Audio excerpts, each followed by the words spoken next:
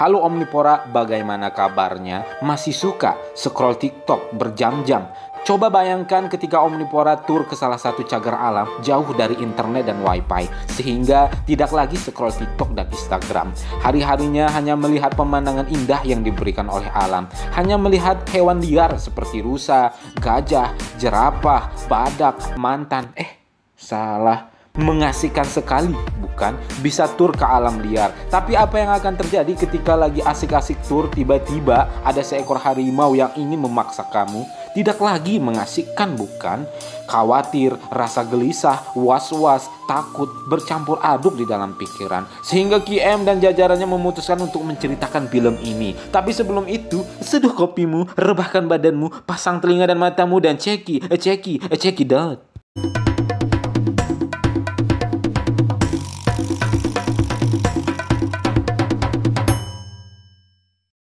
Berkisahkan tentang satu keluarga yang terdiri dari ayah dan kedua anaknya bernama Mer dan Nora yang menghampiri suatu daerah di Afrika untuk tur khusus di salah satu cagar alam. Di sana pastinya untuk healing karena sudah capek melihat kelakuan-kelakuan teman-teman yang suka iseng, goyang di depan kamera, melakukan segala macam untuk mendapatkan viewer yang tak seberapa. Ya, begitulah.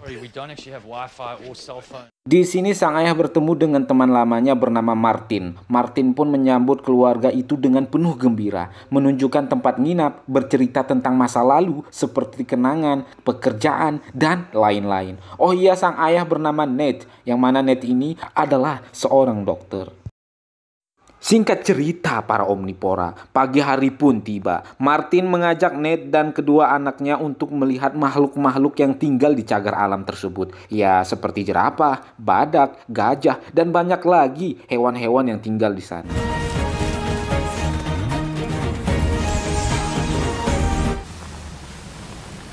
Martin pun membawa Ned dan kedua anaknya bertemu rekannya bernama Banji untuk melihat raja hutan. Ya, siapa lagi jikalau bukan harimau dan kawan-kawan. Martin pun mendekati harimau itu. Terlihat harimau seperti jinak dan ramah. Tapi di sisi lain Martin melihat salah satu betina dari harimau ini terluka. Martin sadar itu adalah ulah dari pemburu-pemburu yang tak bertanggung jawab. Ya, setelah bercengkrama dengan sekelompok harimau, Martin pun membawa Ned dan kedua anaknya ke suatu tempat tinggal yang bisa kita sebut kampung kecil yang ada di cagar alam tersebut. Sesampainya di sana, entah apa gerangan tak satu kepala manusia pun terlihat, sehingga mereka memutuskan untuk memeriksa tempat itu dengan berteriak memastikan keadaan di sana. Mereka pun terus mengecek sekeliling. Tiba-tiba Martin dan Ned hanya melihat kumpulan orang yang telah mati dibunuh oleh seekor harimau. Suasana pun menjadi mencekam, panik, khawatir, takut, overthinking bergabung di dalam satu padu. Apalagi anaknya yang bernama Norah sempat hilang, namun syukurnya ditemukan lagi. Mereka pun segera bergegas pulang.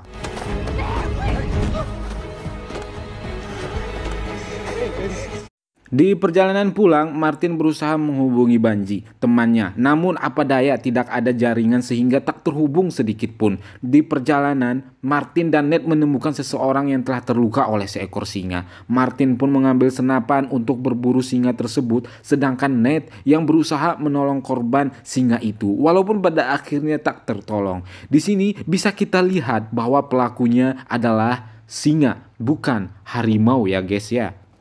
Martin pun berusaha mengikuti jejak singa dengan perlahan-lahan dengan keahlian yang Martin punya. Namun tiba-tiba Ned pun menyusul suara tembakan yang sempat Martin letuskan. Namun ketika Ned sadar bahwa ada seekor singa yang berlari ke arahnya, Ned pun dengan cepat berlari ke arah mobil. Sehingga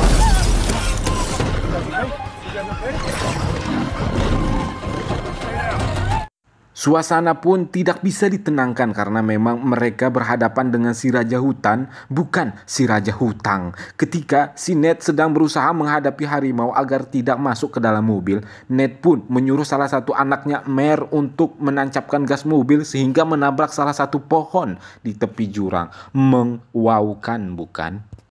Si Ned yang mencintai anaknya berusaha menenangkan mereka. Si Ned berusaha menghidupkan mesin mobil, namun tidak bisa. Si Ned pun menelepon Martin, syukurnya tersambung. Di sini kita bisa lihat juga Martin yang telah terluka akibat serangan singa tersebut. Ned pun merencanakan sesuatu, yaitu menembak singa itu dengan tembakan bius agar si singa tertidur. Ned merakit senjatanya dan menuju atap mobil memantau si singa tersebut. Si singa pun tiba-tiba datang. Di sisi lain, Mare menjemput Martin untuk menyelamatkannya, sedangkan Ned bertarung dengan singa walaupun tembakannya tak tepat sasaran.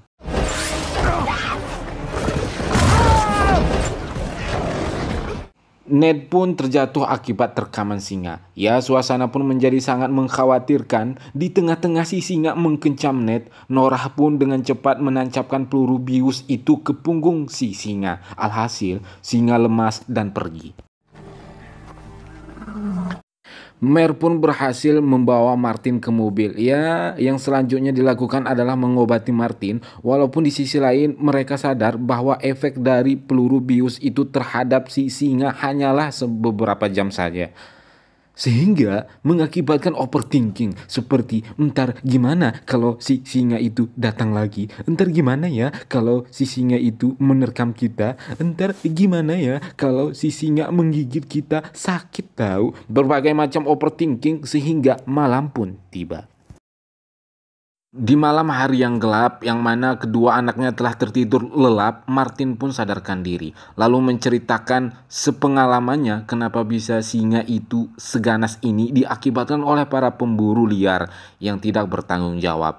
Berburu hanya untuk segelit atau setumpuk uang sehingga si singa terpisah dari kelompoknya. Alhasil singa ini menjadi brutal, memangsa setiap manusia. Masih di malam itu, tiba-tiba pemburu gelap datang menghampiri mereka. Ned pun berdiskusi tentang mengapa mereka bisa sampai sini. Ned hanya meminta untuk ditolong walaupun harus mengeluarkan uang. Namun, si para pemburu tidak mempercayai itu. Keributan pun terjadi. Sehingga tiba-tiba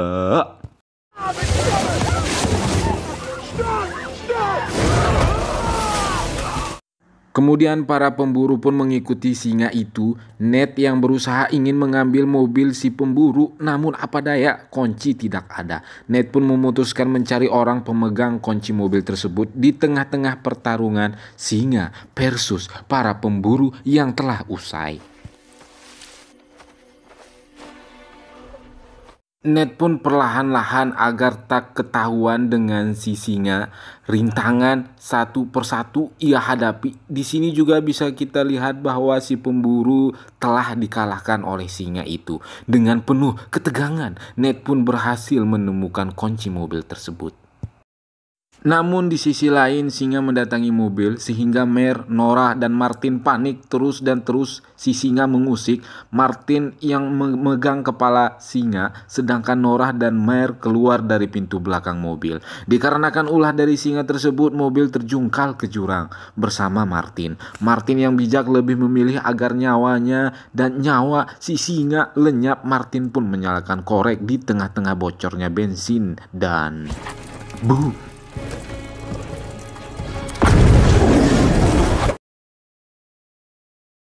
Ned yang mendengar ledakan itu dengan cepat menuju ke sana, yang telah melihat Mare dan Norah telah menaiki mobil si pemburu. Walaupun di sisi lain, Ned juga melihat mobil yang ditumpangi Martin telah diselimuti dengan si jago merah.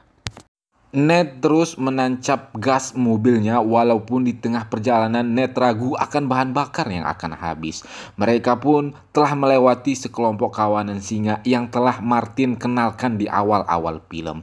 Ned yang sadar akan bahan bakar mobil akan habis dan Mare yang terluka berinisiatif untuk singgah sebentar di salah satu rumah si pemburu yang telah sepi untuk mencari bahan bakar dan mengobati Mare terlebih dahulu. Setelah mengobati Mare, Ned mencari air untuk diminum. Di tengah-tengah pencarian itu tiba-tiba si singa datang lagi. Emang nih si raja hutan. Sehingga menciptakan suatu ketegangan dan kepanikan yang luar biasa. Ned sadar akan hal itu. Ned pun dengan cepat menembaki si singa walaupun meleset. Selagi singa itu pergi, dengan cepat Ned menyembunyikan Mare dan Norah, kedua anaknya. Sedangkan Ned memancing singa ke tempat sekelompok singa yang jinak, walaupun pada awalnya sekelompok singa itu hanya melihat Ned dan singa yang ganas itu bertarung menghasilkan Ned babak belur. Tapi setelah itu turun beberapa singa untuk membantu si Ned.